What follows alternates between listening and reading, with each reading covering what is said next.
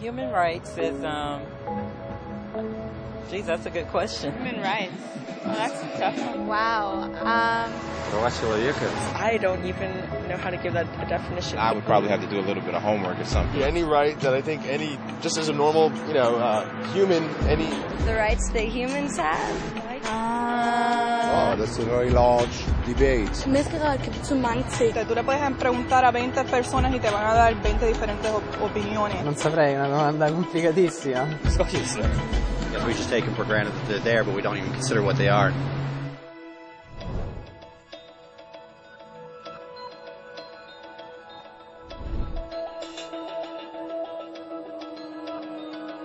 Human rights are the rights you have simply because you're human. It's how you instinctively expect and deserve to be treated as a person, like the right to live freely, to speak your mind, and to be treated as an equal. There are many kinds of rights. Most apply to a certain group.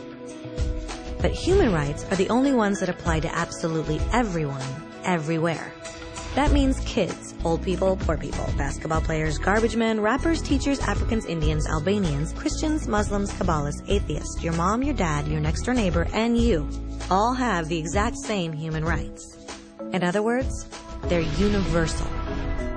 But the question remains, what are they? Name the human rights? What the human rights are? The right to live. Equality between all peoples. Right to religion, the right to... Is there supposed to be a list somewhere I should be aware of?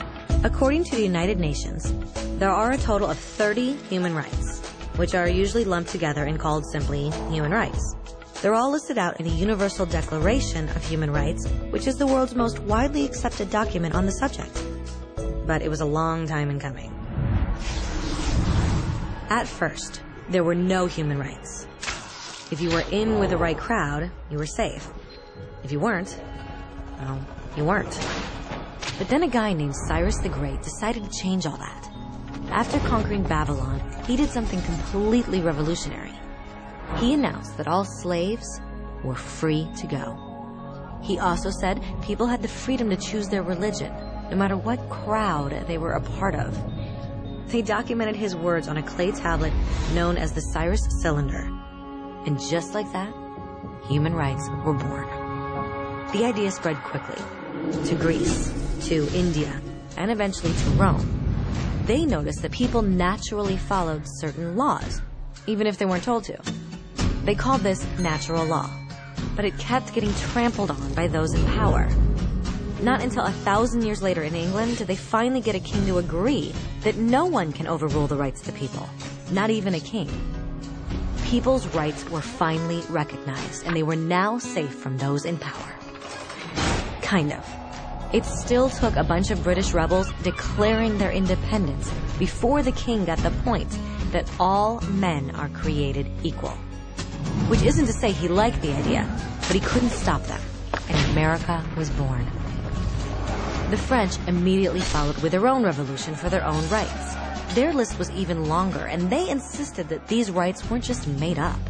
They were natural. The Roman concept of natural law had become natural rights. Unfortunately, not everyone was so thrilled.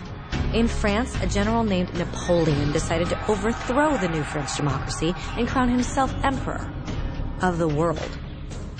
He almost succeeded, but the countries of Europe joined forces and defeated him.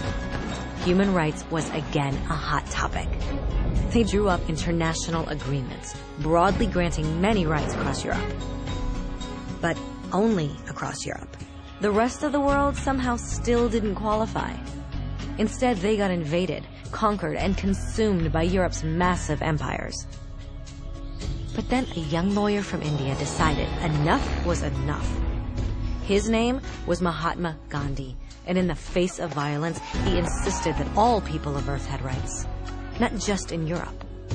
Eventually, even Europeans started to agree. But it wasn't going to be that easy. 2 world wars erupted. Hitler exterminated half the Jewish population of Earth in horrifying Nazi death camps. And all told, 90 million people died. Never had human rights been so terrifyingly close to extinction. and never had the world been more desperate for change. So the countries of Earth banded together and formed the United Nations. Their basic purpose was to reaffirm faith in fundamental human rights, in the dignity and worth of the human person. But what were human rights? Were they the proclamations of Cyrus, the natural laws of Rome, the declarations of France? Everyone seemed to have a slightly different idea of what human rights should be. But under the supervision of Eleanor Roosevelt, they finally agreed on a set of rights that applied to absolutely everyone. The Universal Declaration of Human Rights. The French concept of natural rights had finally become human rights. So, in summary, at first, only a few lucky people had any rights, until one of those guys decided, hey, other people should have some rights too, which was great, except not everyone agreed. And it only took a few thousand years of fighting and declarations and more fighting until everyone finally agreed that human rights should apply to everyone.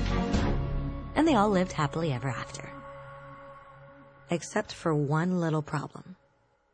If people have the right to food and shelter, why are 16,000 children dying of starvation every day? 1 every 5 seconds. If people have freedom of speech, why are thousands in prison for speaking their minds? If people have the right to education, why are over 1 billion adults unable to read? If slavery has truly been abolished, why are 27 million people still enslaved today? More than twice as many as in 1800. The fact is, when it was signed, the Universal Declaration of Human Rights did not have the force of law. It was optional. And despite many more documents, conventions, treaties, and laws, it's still little more than words on a page. So the question is, who will make those words a reality? I have a dream today. When Dr. King marched for racial equality, he was marching for rights that had been guaranteed by the United Nations for almost 2 decades. But still, he marched. When Nelson Mandela stood up for social justice in the 1990s, his country had already agreed to abolish such discrimination for almost 40 years. But still, he fought. Those who fight today against torture, poverty, and discrimination are not giants or superheroes. They're people. Kids, mothers, fathers, teachers. Free-thinking individuals who refuse to be silent. Who realize that human rights are not a history lesson. They're not words on a page. They're not speeches or commercials or PR campaigns. They are the choices we make every day as human beings. They are the responsibility we all share to respect each other, to help each other, and to protect those in need. As Eleanor Roosevelt said, where, after all, do universal human rights begin? In small places close to home. So close and so small that they cannot be seen on any maps of the world. Yet they are the world of the individual person, the neighborhood he lives in, the school or college he attends, the factory, farm, or office where he works. Such are the places where every man, woman, and child seeks equal justice, equal opportunity, equal dignity without discrimination. Unless these rights have meaning there, they have little meaning anywhere.